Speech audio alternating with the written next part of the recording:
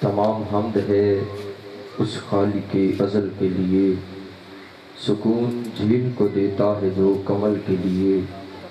میں ان کے نام سے کرتا ہوں اپنی ہر ابتدائی کلام، کہ جن کے نام فرشتوں نے بھی سنبھل کے لیے۔ نعرہ تکبیر۔ ماشاءاللہ کافی احباب تشریف فرما ہیں۔ خالق اکبر کا نام بہت ہی بلند ہے، بلند آواز سے لیجئے نعرہ تکبیر، نعرہ رسالت، پھر سے نعرہ رسالت۔ دونوں ہاتھوں کو بلند کر کے حلالی مل کر بآواز بلند نعرہ حیدری، حیدری۔ اعوذ باللہ من الشیطان اللعین الرجیم، بسم اللہ الرحمن الرحیم۔ الحمدللہ الذی خلق الانسان وعلمہ البیان، وشرفہ علی سائر الحیوان بالنطق والبیان، وکرمنا وفضلنا علی الامم سابقہ بالتصدیق والایمان، وہو احسن الخالقین۔ صلوات۔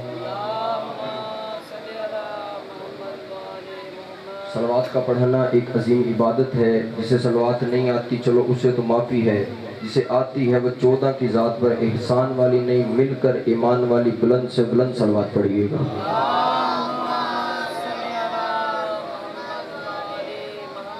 الصلاة والسلام علی النبی المکی المدنی القرشی الابتہی الہاشمی الہادی المہدی وسیدہ البہی وکوکب الدر صاحب الفضل والعطا والجود والسخاء والامر والرضا، بوقار السکینہ المدفون بارض مدینہ، حبیب الہ العالمین وسید المرسلین وخاتم النبیین ابی القاسم محمد وعلی اہل بیتہ طیبین الطاہرین المعصومین المنتخبین المنتجبین، وعلی لعنۃ اللہ علی اعدائہم وغاصب حقوقہم ومنکری فضائلہم ومصائبہم وولایتہم وعظمتہم وحرمتہم وغیبتہم اجمعین۔ اما بعد، فاعوذ باللہ من الشیطان اللعین الرجیم، بسم اللہ الرحمن الرحیم۔ انما ولیکم اللہ ورسولہ والذین آمنوا الذین یقیمون الصلاۃ ویؤتون الزکاۃ وہم راکعون۔ صلوات پڑھیے گا آل محمد کی ذات پہ بلند آواز کے ساتھ۔ سب سے پہلے دعا گو ہوں کہ خالق لم یزل بانیان مجلس کا یہ پرخلوص صف ماتم بچھایا اپنی عظیم بارگاہ میں قبول و منظور فرمائے۔ اے میرے کریم اللہ، اے میرے رحیم اللہ، بانیان کے رزق عزت مال وقت میں مزید اضافہ فرمائے۔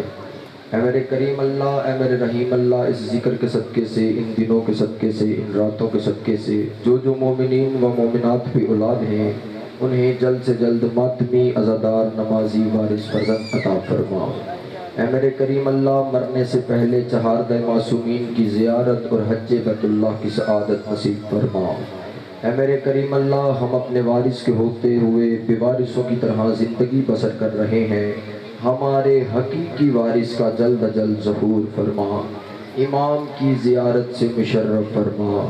اپنی اپنی دعاؤں کی قبولیت کے لیے، اپنے اپنے مرحومین کے بلندی درجات کے لیے، بالخصوص بانی مجلس کے تمام مرحومین کے بلندی درجات کے لیے مل کر بآواز بلند سے بلند صلوات کی تلاوت کیجیے۔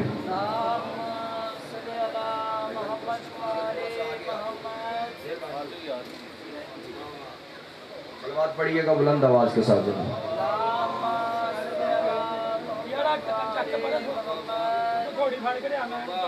ہے اجازت تو گفتگو کا آغاز کیا جائے۔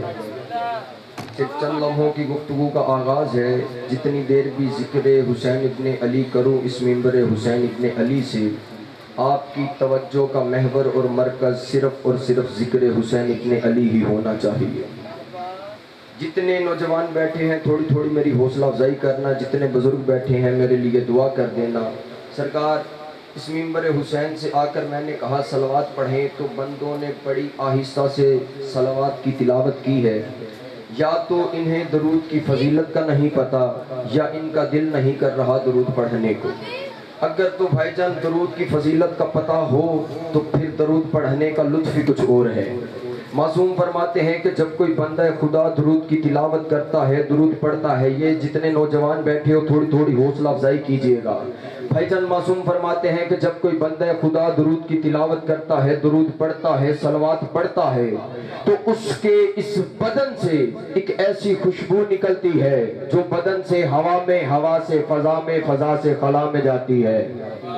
اللہ اکبر، اللہ اکبر۔ بھائی جان جو بندہ بولنے کا ہنر جانتا ہے اسے بولنا چاہیے ذکر حسین ابن علی میں۔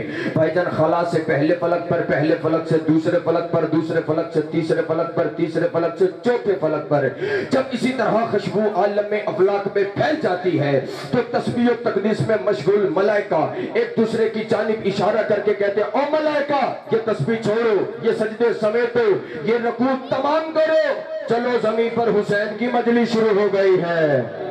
اللہ اکبر۔ یہ ہاتھ نہیں کشکول ہے سیدہ کی بارگاہ میں، سارے حلالی ہاتھ اچھے حیدری، چلو زمین پر حسین کی مجلس شروع ہو گئی ہے۔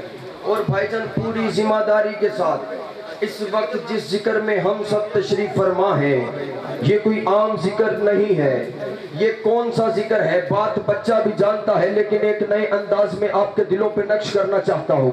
بھائی جان یہ وہ ذکر ہے کہ جس ذکر کا پہلا ذاکر ہی خود خالق کائنات ہے۔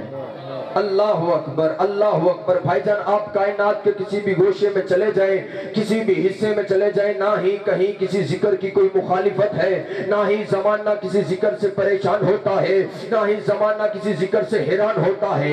حالانکہ بھائی جان حیرانگی اور پریشانی قاتلوں کے تذکرے سے ہونی چاہیے، ظالموں کے تذکرے سے ہونی چاہیے، لیکن بھائی جان پوری کائنات میں وہ کون سا ایسا انسان ہے جو یہ نہیں جانتا کہ ہمارے اس ذکر میں ہوتا کیا ہے۔ ابتدا تلاوت قرآن سے، تذکرہ پیغمبر کی حدیث کا، ذکر جناب آدم کا، ذکر ابراہیم خلیل اللہ کا، ذکر اسماعیل ذبی اللہ کا، ذکر موسیٰ کلیم اللہ کا، ذکر عیسیٰ روح اللہ کا، ذکر حلال و حرام کا، ذکر اللہ کی تمام معصوم نبوتوں کا، ذکر اللہ کی تمام معصوم حجتوں کا، ذکر کسی کا حالت رکوع میں زکوٰۃ دینے کا، اور ذکر کسی کا نوک نیزہ پہ قرآن کی تلاوت کرنے کا۔ اللہ اکبر، اللہ اکبر۔ ذکر کسی کا حالت رکوع میں زکوٰۃ دینے کا۔ بھائی جان ہاتھ کھول کے بیٹھیے، مہربانی، ہاتھ بے شک نہ اٹھائیں لیکن کھول کے بیٹھیے گا۔ عزیزان محترم، ذکر کسی کا حالت رکوع میں زکوٰۃ دینے کا، ذکر کسی کا نوک نیزہ پہ قرآن کی تلاوت کرنے کا۔ بزرگوں پھر سوچنے کی بات ہے نا کہ جب اتنے پاک و پاکیزہ ذکر ہماری ان مجلس اعضاء میں ہوتے ہیں تو پھر زمانہ پریشان کیوں ہوتا ہے، پھر زمانہ گھبراتا کیوں ہے، پھر زمانے کو تکلیف کیسی؟ بس مجھے نہ سمجھ کی سمجھ میں اتنا آیا کیونکہ ذکر ہوتا ہے ہماری ان مجلس اعضاء میں آدم سے لے کر خاتم تک اللہ کی تمام معصوم نبوتوں کا، اللہ کی تمام معصوم حجتوں کا۔ تو بھائی جان جب کبھی جہاں کہیں آدم کا ذکر ہوگا تو ابلیس کو تکلیف۔ اللہ اکبر، اللہ اکبر۔ ایک نتیجہ دینے لگا ہوں، آپ جیے سلامت رہے۔ جب کبھی جہاں کہیں آدم کا ذکر ہوگا تو ابلیس کو تکلیف ہوگی، موسیٰ کا ذکر ہوگا تو فرعون کو پریشانی ہوگی، ابراہیم کا ذکر ہوگا تو نمرود کو تکلیف ہوگی، محمد مصطفیٰ کا ذکر ہوگا تو ابو جاہل کو تکلیف ہوگی، علی مرتضیٰ کا ذکر ہوگا تو خنزیر شام والوں کو تکلیف ہوگی، حسن مجتبیٰ کا ذکر ہوگا تو پھر جنازے پہ تیر چلانے والوں کو تکلیف ہوگی، حسین شہید کربلا کا ذکر ہوگا تو پھر یزید کو رضی اللہ کہنے والوں کو تکلیف، اور جتنے غازی کے لوگ کر بیٹھے ہو جب کبھی جہاں کہیں میرے مولا عباس کا ذکر ہوگا پھر علم کو دیکھ کے مر جانے والوں کو۔ اللہ اکبر، سارے حلالی ہاتھ اچھے حیدری۔ جب کبھی جہاں کہیں آپ جیے سلامت رہے سرکار، مولا آپ کی جوانی سلامت ہے۔ جب کبھی جہاں کہیں آدم کا ذکر ہوگا تو آدم کا ذکر ہوگا ابلیس کو تکلیف ہوگی۔ عزیزان محترم درود پڑھیے گا بلند آواز کے ساتھ۔ سلامت رہے مولا آپ کے ساتھ۔ ہے توجہ سرکار. یہ ایک جملہ سنیے گا. ایک شخص آیا امام کی خدمت میں. یہ ولایت کا ایک جملہ اپنے لوہے دل کی تختی پہ نقش کیجئے گا. فضیلت کا آخری جملہ ہے, ممبر بھائی کے حوالے کرنے لگا ہوں. عزیزان محترم, ایک بندہ آیا, شبیر بھائی جان, ایک بندہ آیا امام صادق کی خدمت میں. آگے کہتا ہے, مولا اللہ کسے کہتے ہیں, ولی کسے کہتے ہیں؟ اللہ کسے کہتے ہیں, ولی کسے کہتے ہیں؟ امام نے کیا فرمایا؟ یہ جو امام نے فرمایا اگر توجہ سے اپنے دل پہ نقش کرو گے تو لطف آئے گا نتیجے پہ. بھائی جان امام سے پوچھا کہ اللہ کسے کہتے ہیں, ولی کسے کہتے ہیں؟ امام نے فرمایا تو فرض کر کہ تو نے اپنے ہاتھوں سے ایک کشتی کو تیار کیا. تیار کرنے کے بعد تو نے اس کشتی کو سمندر میں اتارا. تو نے سمندر میں اتارا تو سمندر میں طوفان آ گیا. اس طوفان کی وجہ سے بڑی بڑی لہریں اٹھی. لہروں کی وجہ سے تیری کشتی سمندر میں ہچکولے کھانا شروع ہو گئی. ہچکولے کھانے کی وجہ سے تیری کشتی ٹوٹ گئی. تیری کشتی جیسے ہی ٹوٹی تو نے اس ٹوٹی ہوئی کشتی کا کنارہ تھام کر اپنے دل میں سوچا کہ کوئی تو ہے جو مجھے بچائے گا, کوئی تو ہے جو مجھے بچائے گا. مولا کے بہت ہی ادب والے ادیب اور نامور ذاکر جناب قمر عباس صوفی صاحب, میں سبق سنانا چاہتا ہوں. میرے سینئر بھی ہیں, استاد بھی ہیں. عزیزان محترم توجہ کیجئے. آئیے جناب, آئیے تشریف لائیے. ہے توجہ سرکار کہ امام سے پوچھا اللہ کسے کہتے ہیں, ولی کسے کہتے ہیں؟ امام نے کہا کہ جو تیری کشتی تو فرض کر تو نے کشتی بنائی, سمندر میں اتاری, طوفان آ گیا. اس طوفان کی وجہ سے تیری کشتی ہچکولے کھانا شروع ہو گئی. ہچکولے کھانے کی وجہ سے تیری کشتی ٹوٹ گئی. تو نے اس ٹوٹی ہوئی کشتی کا کنارہ مضبوطی سے تھام لیا اور تو نے ایک لمحے کے لیے اپنے دل میں سوچا کہ کوئی تو ہوگا جو مجھے بچائے گا. پھر تو نے کچھ دیر بعد بڑھتی ہوئی لہروں کے اوپر اڑتے ہوئے پرندوں کو دیکھا. تو نے اڑتے ہوئے پرندوں کو دیکھ کر اندازہ کیا کہ کسی جزیرے کا کنارہ بالکل ہی قریب ہے, اور کچھ دیر بعد تو اس کنارے پر جا کے لگ گیا. امام صادق نے فرمایا بس اے بندے خدا, جو تجھے طوفان سے نکال کر کنارے پر پہنچائے اسی کو اللہ کہتے ہیں. اللہ اکبر, اللہ اکبر. جو تجھے طوفان سے نکال کر کنارے پر پہنچائے اسے اللہ کہتے ہیں. اب اس نے پوچھا تھا کہ اللہ کسے کہتے ہیں, ولی کسے کہتے ہیں؟ جو بندے توجہ سے اس بات کا لطف لینا چاہتے ہیں. امام نے فرمایا تھا تو فرض کر. تو یہ بندہ دست ادب جوڑ کے کہتا ہے مولا میں فرض کیوں کروں, یہ تو ابھی کل کا واقعہ ہے. اللہ اکبر, اللہ اکبر. مولا یہ تو ابھی کل کا واقعہ ہے. مولا میں نے اپنے ہاتھوں سے ایک کشتی کو تیار کیا. تیار کرنے کے بعد میں نے کشتی کو سمندر میں اتارا. میں نے سمندر میں کشتی کو اتارا ہی تھا کہ سمندر میں طوفان آ گیا. اس طوفان کی وجہ سے بڑی بڑی لہریں اٹھی. لہروں کی وجہ سے کشتی میری سمندر میں ہچکولے کھانا شروع ہو گئی. ہچکولے کھانے کی وجہ سے میری کشتی ٹوٹ گئی. میں نے ٹوٹی ہوئی کشتی کے کنارے کو مضبوطی سے تھاما اور میں نے ایک لمحے کے لیے دل میں سوچا کہ کوئی تو ہوگا جو مجھے بچائے گا. پھر کچھ دیر بعد میں نے اور اڑتے ہوئے لہروں کے اوپر اڑتے ہوئے پرندوں کو دیکھا. میں نے اڑتے ہوئے پرندوں کو دیکھ کر اندازہ کیا کہ کسی جزیرے کا کنارہ بالکل ہی قریب ہے. بندہ دست ادب جوڑ کے کہتا ہے مولا مجھے اسی اللہ کی قسم ہے جس نے میری ٹوٹی ہوئی کشتی کو سمندر کے طوفان سے نکالا اور کنارے تک پہنچایا. مولا یہ کل کا واقعہ ہے, میں نے کسی سے بیان ہی نہیں کیا. اللہ اکبر, اللہ اکبر. یہ کل کا واقعہ ہے, میں نے کسی سے بیان ہی نہیں کیا.